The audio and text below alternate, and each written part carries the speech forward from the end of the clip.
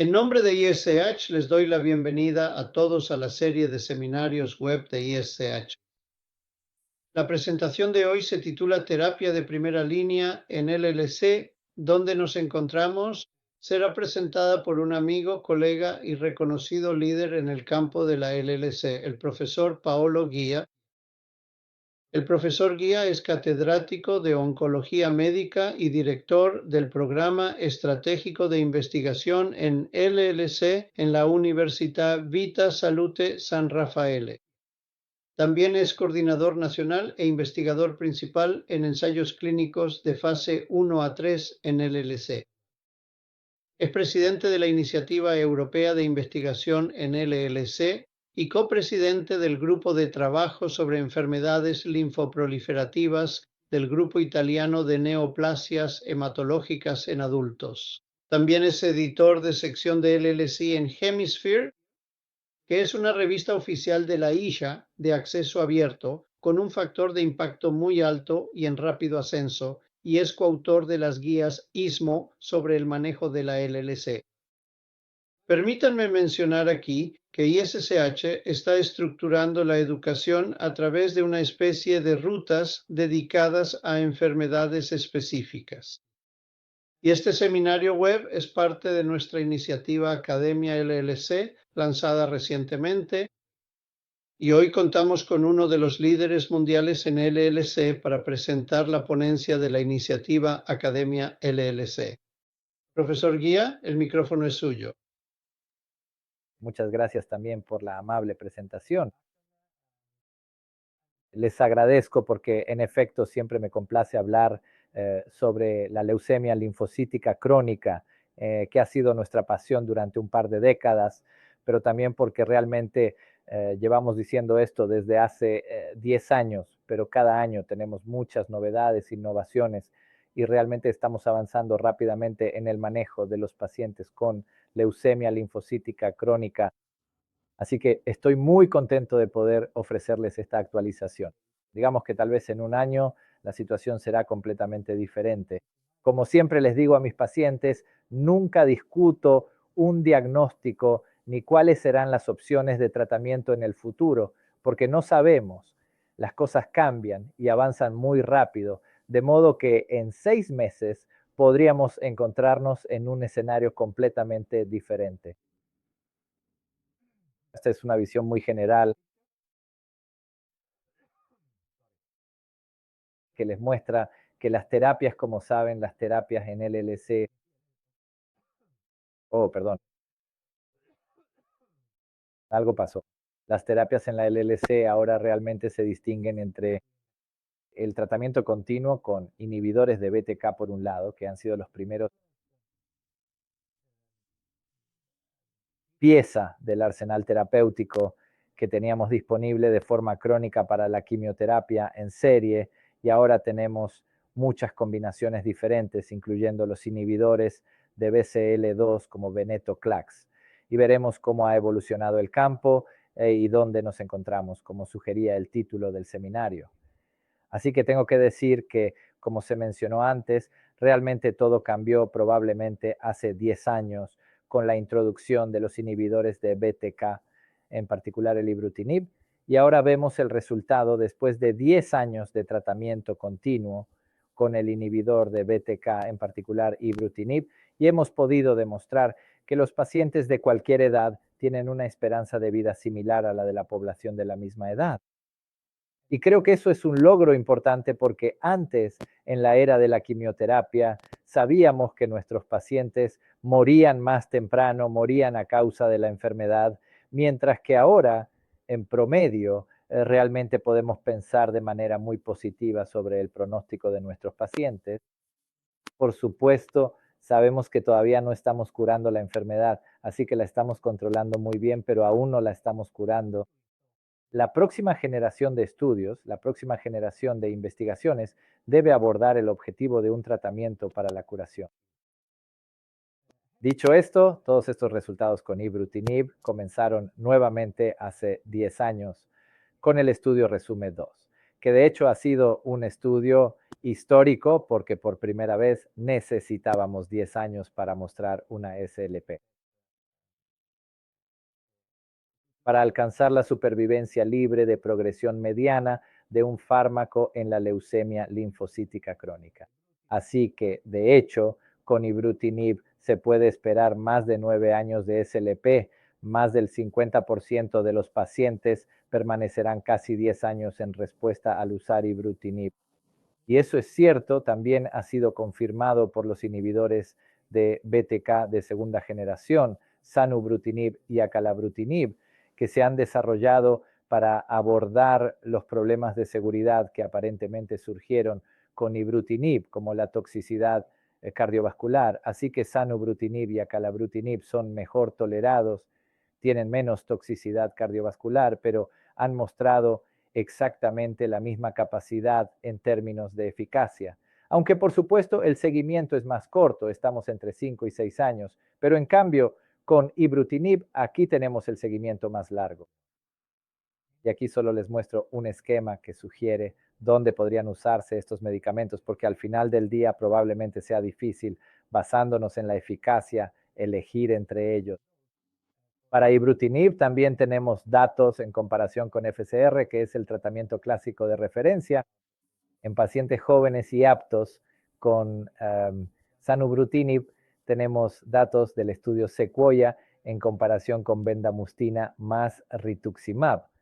Así que en pacientes mayores, pero aún lo suficientemente aptos para recibir bendamustina más rituximab y acalabrutinib solo o junto con obinutusumab, fue probado frente a clorambucilo más obinutusumab, especialmente en pacientes menos aptos, en particular pacientes ancianos. Pero aún así, las curvas se ven muy similares, por lo que podemos esperar beneficios a largo plazo con el uso continuo de los inhibidores de BTK.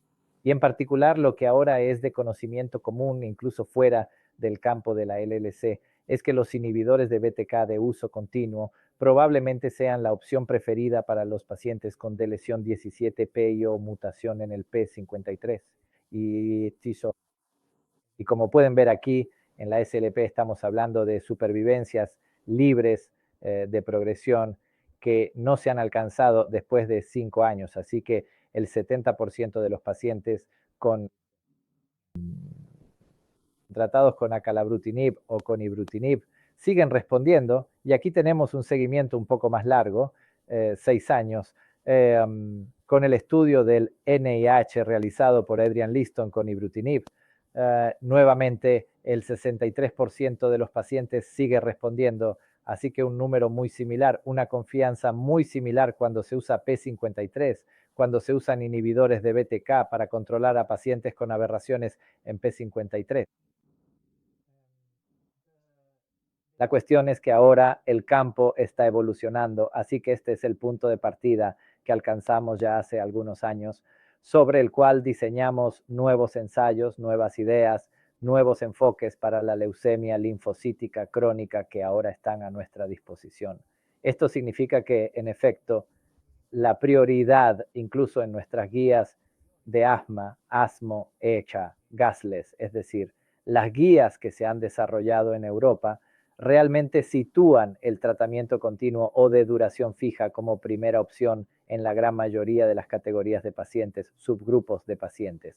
Así que aquí se observa, por ejemplo, pacientes con muy buen pronóstico, con genes de inmunoglobulina mutados, aptos o no aptos, inmunoglobulinas no mutadas, aptos y no aptos. Y aún así se observa que existen combinaciones que incluyen venetoclax como una combinación de duración fija. Vamos a hablar de ella. Para el paciente con P53 todavía seguimos de alguna manera ligados al uso de tratamiento continuo con BTKI, aunque incluso ahí la visión, el concepto está evolucionando rápidamente.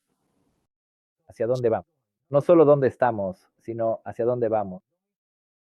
Debo decir que he estado cambiando exactamente la misma imagen en los últimos 12 meses. Y al principio, probablemente hace 12 meses, escribí hacia dónde deberíamos ir. Y luego se convirtió en hacia dónde iremos. Y después hacia dónde vamos, lo que significa que ya estamos en el camino. Y ese camino realmente nos lleva hacia el tratamiento de duración limitada. Y el concepto principal que ha surgido en estos últimos años es que queríamos utilizar tratamientos de duración fija, tratamientos limitados en el tiempo para maximizar la calidad de vida de los pacientes.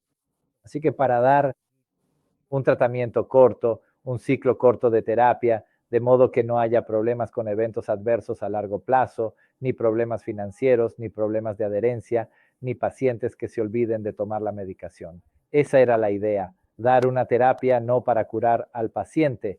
Nadie planeó nunca curar la enfermedad con solo 1 o 1 año y medio de tratamiento, sino realmente para mejorar la calidad de vida de los pacientes, ofrecer una terapia máxima durante un periodo corto para que el paciente pueda disfrutar de un descanso de la medicación y luego la enfermedad regresará, como sabemos, incluso después de una terapia continua, y entonces podremos tratar de nuevo al paciente con la misma terapia sin que aparezca resistencia, manteniendo el arsenal terapéutico lo más amplio posible. Esa es la idea.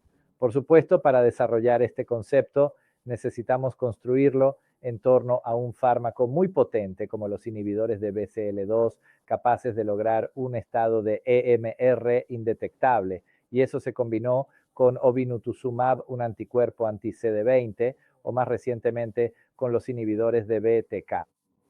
Así que la idea era un periodo corto de tratamiento para maximizar la calidad de vida. Y la clase natriurectal, obinutuzumab, sabemos que eso se ha explorado en el estudio CLL14 por el grupo alemán de estudios CLL, aunque fue un estudio internacional. Y se administró venetoclax durante 1 año, obinutuzumab durante 6 meses.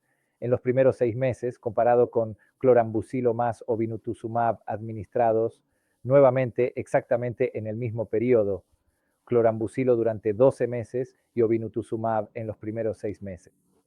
Los resultados fueron muy impresionantes, considerando nuevamente que se trató de 1 año, 12 meses de tratamiento y que todos suspendieron el tratamiento. La supervivencia libre de progresión nuevamente requirió más de 6 años para alcanzar la mediana de supervivencia libre de progresión, así que más del 50% de los pacientes seguían respondiendo a los 6 años.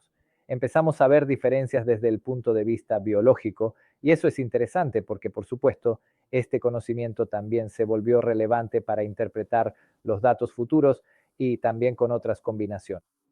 Así que, por un lado, cuando los pacientes tienen una aberración de P53, si son tratados con obinutuzumab más venetoclax, les va mucho mejor que cuando son tratados con clorambucilo más obinutuzumab. Pero aún así recaen antes en comparación con aquellos que no tienen la aberración de P53. Y eso ya llevó desde el principio a la idea de que probablemente preferiría usar un inhibidor de BTK porque aquí parece que se está perdiendo el control incluso bastante temprano en algunos pacientes con aberración de P53. Al observar a los pacientes según el estado del gen de inmunoglobulina, vemos que quienes tienen genes de inmunoglobulina mutados presentan una supervivencia libre de progresión muy prolongada sin llegar a una meseta. Aquellos que tienen genes de inmunoglobulina no mutados progresan antes, más tarde que los pacientes con aberración de P53, pero aún así antes que los pacientes con inmunoglobulina mutada.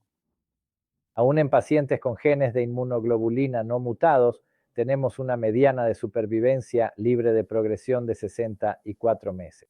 Así que más de 5 años, 5 años y medio, con solo 1 año de tratamiento, sin aparición de resistencia, con la posibilidad de utilizar nuevamente la misma combinación o, según la política de reembolso, venetoclax más rituximab, por ejemplo.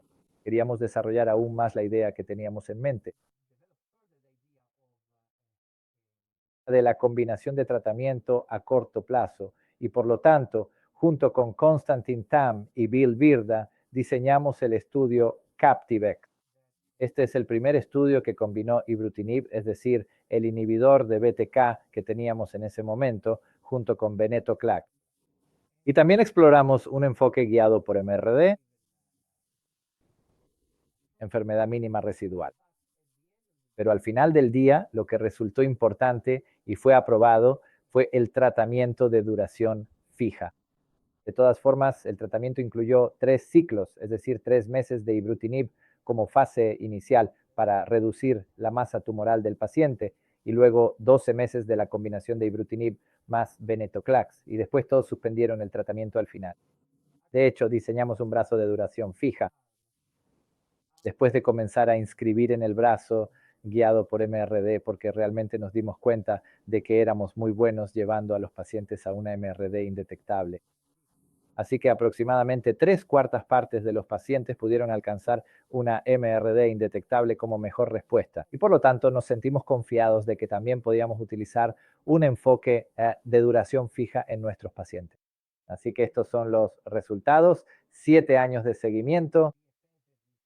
La supervivencia libre de progresión, como pueden ver, no se ha alcanzado, incluso si estamos usando terapias solo por un poco más de un año. Así que esto nuevamente diría que es muy favorable cuando pensamos en el tratamiento continuo con ibrutinib. Por supuesto, allí necesitábamos 10 años para lograr una mediana de supervivencia libre de progresión. Aquí probablemente necesitaremos un poco menos, pero aún así 2/3 de los pacientes, después de 7 años, hasta 7 años con una mediana de 5.5, seguían respondiendo. Por supuesto, la supervivencia global es impresionante y es del 97%, lo que significa que realmente podemos rescatar al paciente. Y hemos demostrado que, de hecho, estos pacientes, cuando progresan, pueden ser tratados eficazmente con ibrutinib solo o con ibrutinib más venetoclax nuevamente en un tratamiento de duración fija. Desafortunadamente, esta combinación en el contexto del tratamiento no está reembolsada ni aprobada en ningún país del mundo. Nuevamente, profundizamos un poco en la biología y cuando observamos inmediatamente a los pacientes con 17P o P53 mutado, también aquí vemos que estos pacientes tienen un peor pronóstico, por lo que progresan mucho antes que todos los demás pacientes sin esa alteración. Pero aún así, aquellos con aproximadamente 1/3 de los pacientes estarán libres de enfermedad, de recurrencia. Después de 5 años y medio, cuando observamos a los pacientes sin alteraciones en P53, también vemos una diferencia entre los pacientes con genes de inmunoglobulina mutados y no mutados. Pero aquí el panorama parece un poco más favorable, lo que significa que si miramos a el paciente no mutado aquí y luego al paciente no mutado en la cohorte de duración fija, más del 50% de los pacientes siguen respondiendo después de 5 años y medio. Así que los famosos 65 meses que vimos en el estudio CLR14. Por supuesto, no podemos comparar los estudios, pero parece prometedor en este sentido. Cuando observamos la EMR, ese fue el punto importante que aprendimos de este estudio, y volvemos a mirar a los pacientes con deleción 17P y aberraciones de P53. Entonces sí vemos una diferencia dramática si el paciente alcanza MR indetectable aquí. Y el punto interesante es que casi el 50% de los pacientes siguen en respuesta después de 5 años y medio, a pesar de tener lesión 17P y mutación PPD3, si logran una EMR indetectable. Por supuesto, si miras a los pacientes que no logran una EMR indetectable, ellos ya han progresado. Todos progresaron después de 5 años. Así que esto puede abrir un nuevo camino para la investigación futura, que probablemente sea optimizar la terapia en esta categoría particular de pacientes. Tenemos que empezar a confiar y estudiar el nivel de EMR indetectable. Aquí también les muestro el tiempo hasta el siguiente tratamiento, que es muy impresionante. Así que no solo la SLP, la enfermedad, cuando progresa, parece que no lo hace de manera agresiva ni rápida. Así que aquí está el tiempo hasta el siguiente tratamiento. El 73% de los pacientes, es decir, 3/4 partes de los pacientes, no necesitan un tratamiento después de 5,5 años, lo cual es nuevamente muy tranquilizador, considerando que los pacientes han sido tratados por menos de un año y aún tienes todas tus opciones disponibles para usar en tu paciente. Nuevamente, si miras solo La cohorte de duración fija es un 69%, así que definitivamente más de 2/3 de nuestros pacientes. La misma combinación también se ha probado en el estudio GLOW, así que pacientes ancianos o con comorbilidades recibieron ibrutinib más venetoclax durante 15 meses, comparado con clorambucilo más obinutuzumab, porque estos eran pacientes ancianos no aptos y los resultados fueron muy similares. Por supuesto, la combinación fue mejor que el clorambucilo más obinutuzumab. Y aquí puedes ver que tienes a 2/3 de los pacientes que siguen respondiendo después de más de 5 años. El punto interesante, nuevamente, es que los pacientes que logran una enfermedad mínima residual, MRD, indetectable, tienen un mejor pronóstico en comparación con aquellos que no la logran, con la excepción de los pacientes con genes de inmunoglobulina mutados, donde en realidad la diferencia ahora empieza a hacerse evidente, pero muy tarde. Es muy probable que en pacientes con inmunoglobulinas mutadas la respuesta pueda ser muy buena y muy prolongada, independientemente en realidad del estado de MRD detectable. O diría que el estado de MRD detectable solo tendrá valor después de muchos, muchos años, y especialmente para los pacientes ancianos o no aptos, tal vez no vivan lo suficiente como para llegar a ese punto. El tiempo hasta el siguiente tratamiento también es muy impresionante aquí, como pueden ver, así que nuevamente un número muy similar, 6, 5 años también, y nuevamente más de 2/3 de los pacientes aún no han necesitado tratamiento. Así que el mismo estudio que hicimos con la monoterapia de ibrutinib, lo hicimos también con ibrutinib más venetoclax. Y aunque el seguimiento aquí es más corto, pudimos demostrar que cualquier paciente mayor de 65, menor de 65, con gen de inmunoglobulina no mutado o con gen de inmunoglobulina mutado, aún así no se observa diferencia entre la esperanza de vida de la población emparejada por edad y la supervivencia de los pacientes incluidos en este estudio. El punto interesante que siempre me gusta mostrar es que en los pacientes con inmunoglobulinas mutadas, incluso vemos un mejor resultado para los pacientes que han sido tratados con ibrutinib más venetoclax en comparación con la población emparejada por edad, por varias razones, incluyendo el hecho de que los pacientes tienen menos problemas derivados de la enfermedad porque es una enfermedad más indolente. Pero, por supuesto, gracias al monitoreo continuo, el seguimiento constante, las visitas regulares, los pacientes están mejor controlados. Así que probablemente se vacunan más, probablemente se hacen los exámenes de detección de cáncer, probablemente detectamos antes el cáncer o problemas cardiovasculares, porque los monitoreamos, porque recibieron ibrutinib. Así que al final del día, estos pacientes están mejor controlados y por lo tanto podríamos esperar realmente una mejora en su calidad de vida. La combinación de ibrutinib más venetoclax no aumentó la toxicidad como se podría haber temido, con la única excepción de la diarrea, que es un efecto secundario tanto de ibrutinib solo como de venetoclax solo. Y al combinarlos, 2/3 de los pacientes presentan diarrea, que en su mayoría, si no es que todas, son de grado 1 o 2. Y como siempre, no es persistente. Desaparece en unos pocos días, un par de semanas.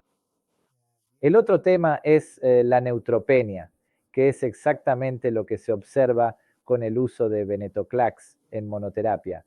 Así que 1/3 de los pacientes presentan neutropenia de grado 3 o 4, pero eso no se tradujo en infecciones cuando observamos a los pacientes jóvenes inscritos en el estudio Captivate de 70 años o menos. Cuando observamos el estudio GLOW, es decir, pacientes de 65 años o más, la situación es un poco diferente, pero como cabría esperar en la población de edad avanzada, siempre debemos recordar que estamos tratando a pacientes mayores, tenemos que ser cuidadosos con los pacientes ancianos y por lo tanto debemos estar más atentos, vigilarlos más de cerca. Así que sí tenemos neutropenia en un rango similar, pero las infecciones se duplicaron. Luego también tenemos fibrilación auricular, hipertensión y además algunos pacientes fallecieron debido a comorbilidades cardíacas. Así que siempre debemos recordar que cuando usamos el BTKI tenemos que hacer una evaluación cardiovascular exhaustiva, no para excluir a nadie de la terapia, sino para corregir todo lo que se pueda corregir. Por ejemplo, detectar una hipertensión no diagnosticada, diagnosticar una diabetes en curso o identificar cualquier otro problema valvular o cualquier cosa que pueda corregirse antes de iniciar la terapia, por supuesto, ya que ahora tenemos otra combinación que es acalabrutinib, un inhibidor de BTK de segunda generación, más venetoclax, que se comparó con acalabrutinib más venetoclax más obinutuzumab, el anticuerpo anti-CD20. Así que el triplete que de alguna manera se considera la próxima frontera y luego se comparó con ese CR, que es fludarabina, ciclofosfamida y rituximab, y bendamustina más rituximab. Así que pacientes aptos, tanto jóvenes como ancianos. Y publicamos esto junto con Jennifer Brown y muchos otros colegas. Y el tratamiento nuevamente es de 14 meses aquí, solo 2 meses de acalabrutinib, seguidos de 12 meses de la combinación. Y como pueden ver aquí, los resultados. Tenemos 3/4 partes de los pacientes que siguen respondiendo con AB, acalabrutinib y venetoclax a los 3 años y más cuando se usa el triplete. Y esto es para pacientes con inmunoglobulinas no mutadas, que son los que más nos preocupan. Y vemos que nuevamente el triplete es mejor que el doblete.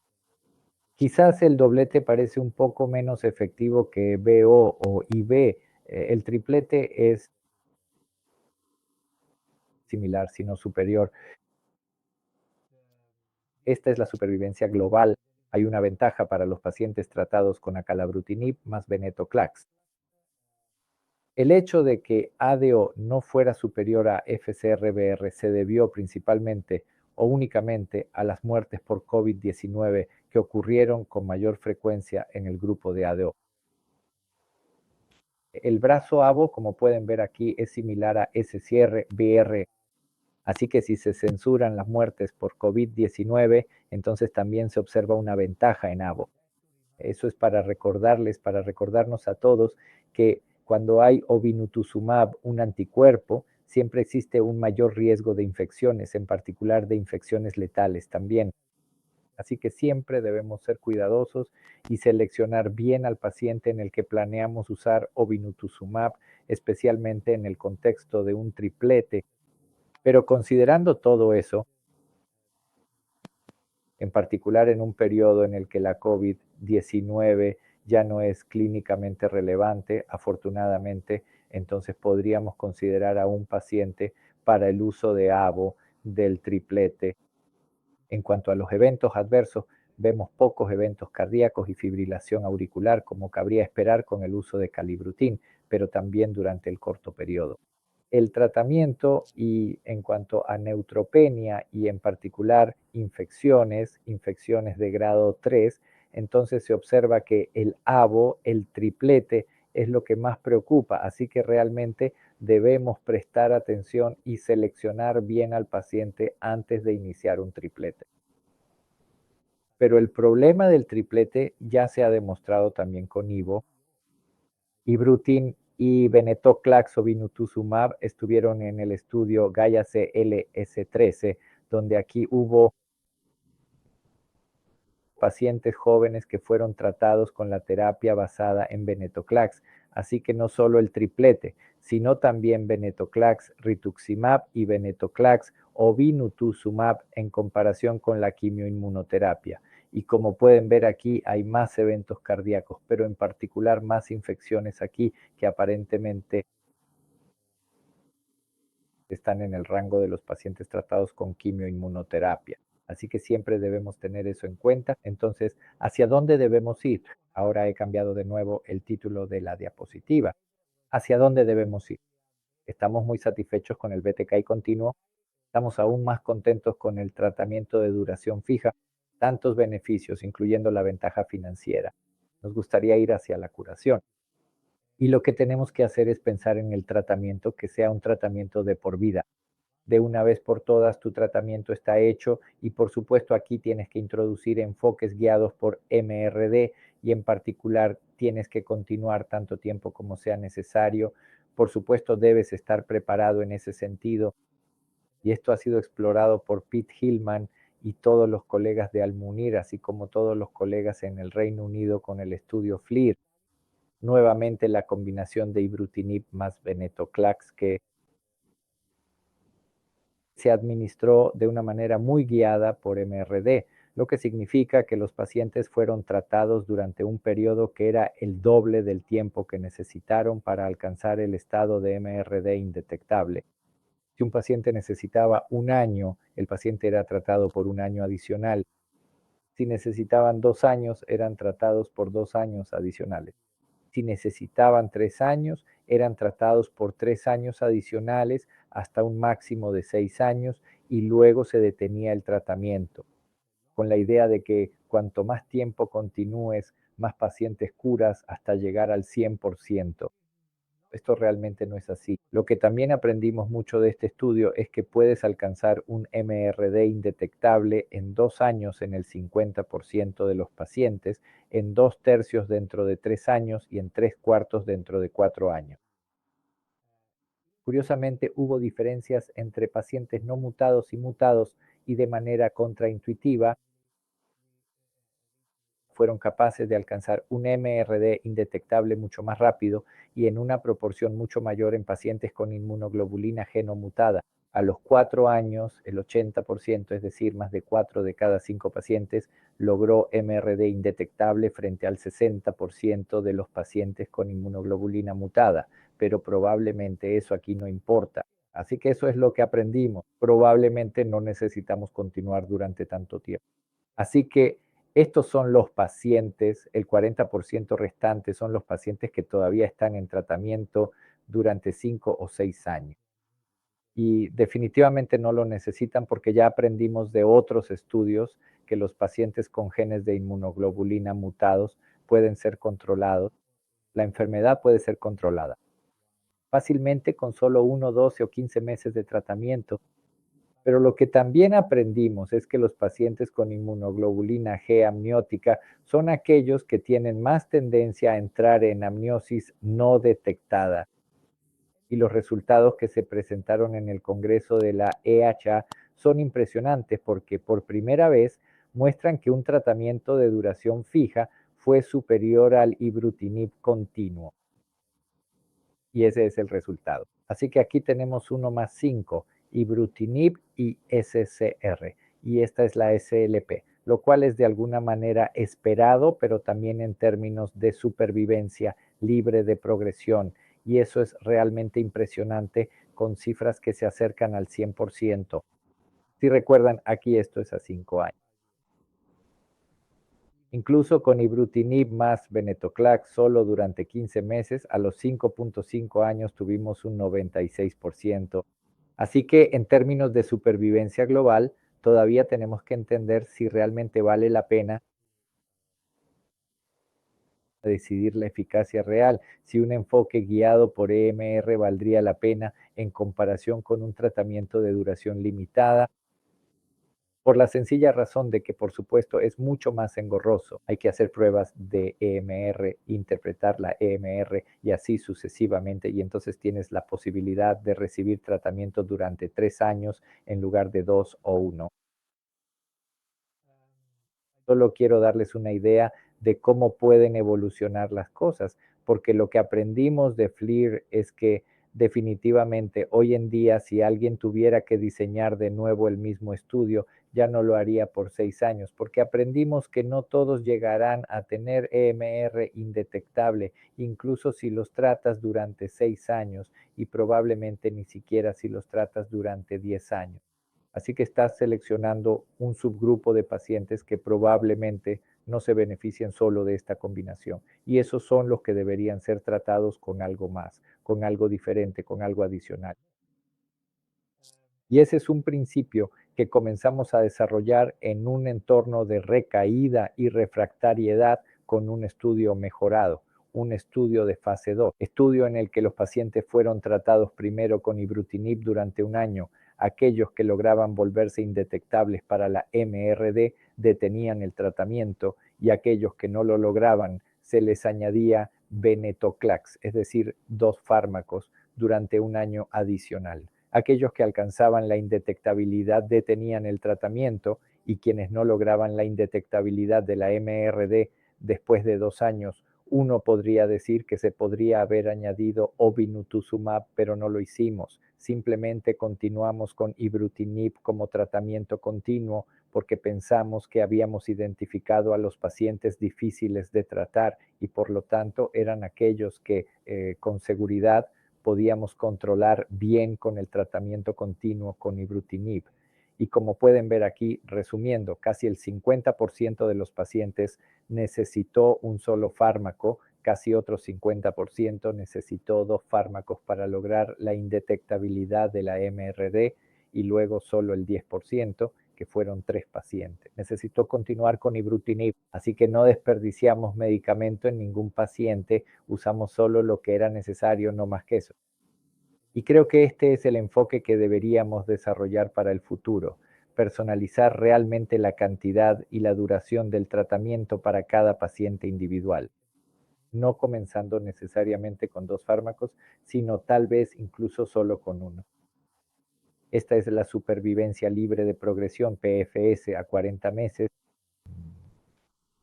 así que más del 80% a los 40 meses. Estamos en la última etapa de un campo que está evolucionando. Como mencioné, ahora tenemos el inhibidor de BTK de tercera generación, Peer-to-Protein, que fue probado muy recientemente en un estudio preliminar, en un estudio de fase 2 por el doctor Jane y Bill Virda en el MD Anderson.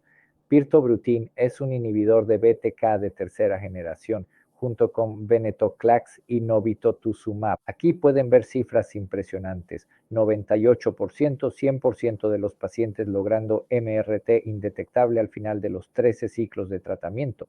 Y solo por diversión, como dijo un colega, aquí les muestro la SLP, que es como una línea horizontal, porque por supuesto el seguimiento es muy corto, ni siquiera llega a 2 años, pero solo para decirles que las cosas pueden mejorar y van a mejorar.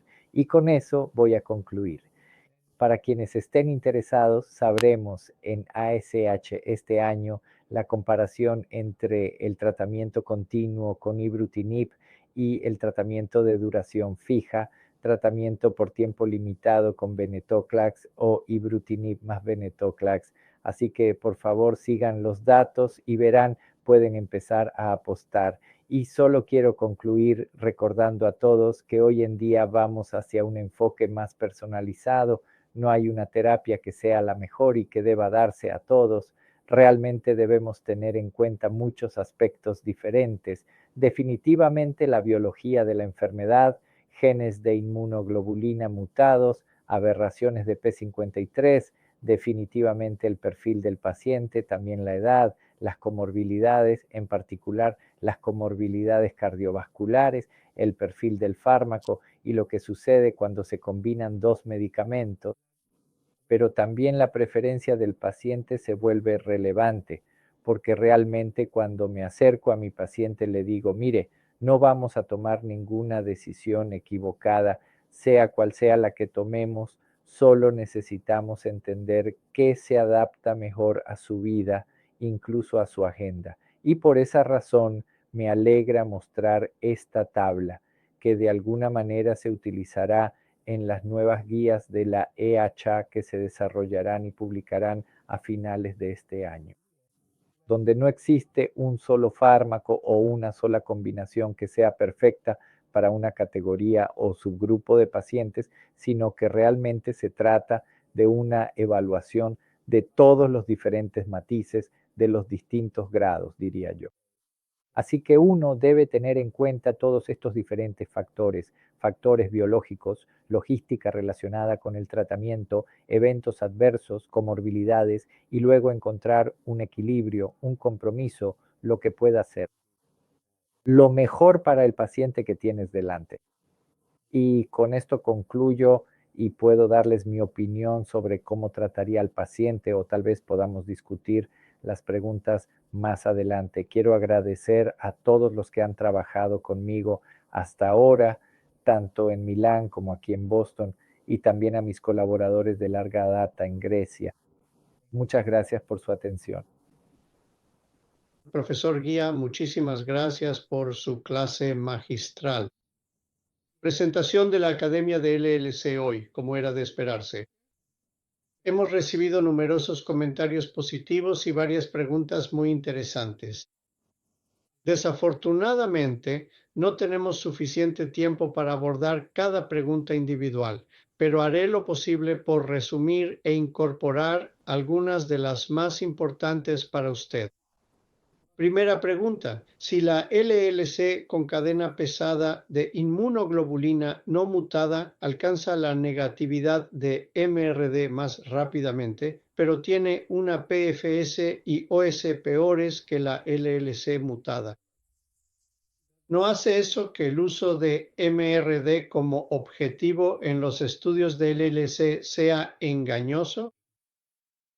No, no, en absoluto. Es sin duda un excelente punto. De hecho, lo que aprendemos es que y detectamos que los pacientes con genes de inmunoglobulina amputados alcanzan una MRD indetectable mucho más rápido, pero también recaen más pronto que los pacientes mutados. Y luego tenemos que dejar de lado a los pacientes mutados. Tenemos que considerar a los pacientes no mutados. Entre los pacientes no mutados, aquellos que logran una MRD indetectable progresan mucho más tarde que los que no la logran. Así que sigue siendo un criterio de valoración en los estudios porque permite identificar al paciente que más se beneficiará a largo plazo. No estamos curando, así que si me dices que no es un criterio de valoración para la curación, tal vez aún no, tal vez no al nivel que detectamos ahora. Los pacientes no están curados, no prometemos curación en este momento, realmente prometemos probablemente solo una supervivencia libre de progresión más prolongada que antes. La siguiente pregunta también está relacionada con la MRD. ¿Cuándo es adecuado medir la MRD en el tratamiento de TP53 con inhibidor de BTK? Con el inhibidor de BTK solo realmente no lo necesitas. Es difícil lograr una respuesta completa. Definitivamente es mucho más raro alcanzar una MRD detectable e incluso no estoy seguro de que alguien lo haya conseguido alguna vez, así que realmente no hay necesidad. Para la combinación que ahora todos estamos explorando, no está contraindicado usar un tratamiento de duración limitada en pacientes con deleción 17P o mutación de P53, y ahí tal vez quieras seguir al paciente cada 3 meses durante el tratamiento para ver cómo evoluciona y luego tal vez cada 6 meses. Siguiente pregunta: ¿cuál es su opinión personal sobre la duración del tratamiento en primera línea y su combinación de elección? En Italia y Europa ahora tenemos mucha experiencia con ibrutinib más venetoclax, que sigue siendo que se ha vuelto seguro porque son solo 15 meses, así que no tienes el problema de la toxicidad a largo plazo. Es muy efectivo y por el momento la mediana de SLP con un seguimiento más prolongado, por supuesto, parece muy, muy sólida, así que será interesante ver cómo funcionan las otras combinaciones.